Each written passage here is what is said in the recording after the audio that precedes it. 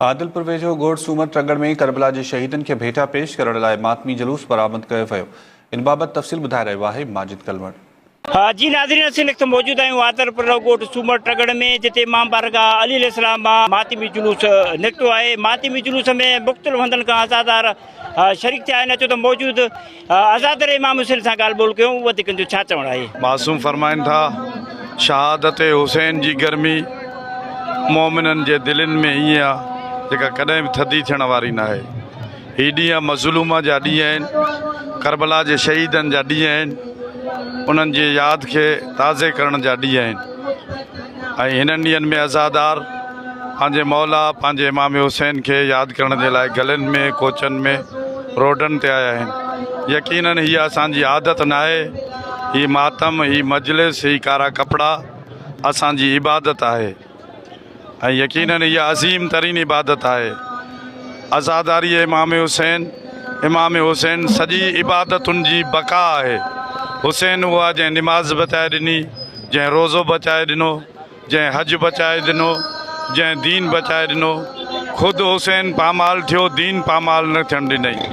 ऐं हुसैनियत यज़ीदियत जे उन पूरे हमले खां दीन खे बचायो ऐं दीन क़ाइमु आहे त हुसैन जे सदके आहे।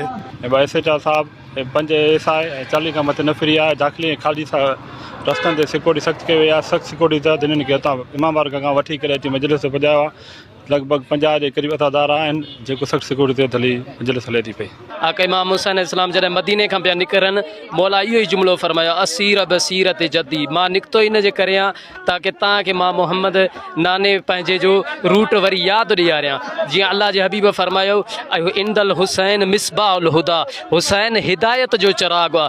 असां पंहिंजनि जुलूसनि में आका इमाम हुसैन इस्लाम जे ज़िक्र में शरीक थी करे दुनिया खे अॼु ॾींदे इहो ई पैगाम ॾियूं था पिया त हुसैन हिदायत जो चिराग आहे। यज़ीदियत जेका आहे उहा ऊंधाई ऐं ज़ुल्मतनि जो रूट आहे। इन जे करे असां निकिरी अची इहो चिटो था करायूं, हुसैन हक़ जो इमाम आहे, हुसैन हक़ जो नूर आहे। इमाम हुसैन अलैहिस्सलातो वस्सलाम अज़ादारी शोदा करबला बारगाह इमाम अली अलैहिस्सलाम खां हर साल जीअं हिन साल बि उतो बरामद थी चुको आहे, जेको असां हिन वक़्तु रस्ते में यानी कि अनकरीब खुआरा चौक ते पुॼी करे मजलिस आज़ाद थींदी।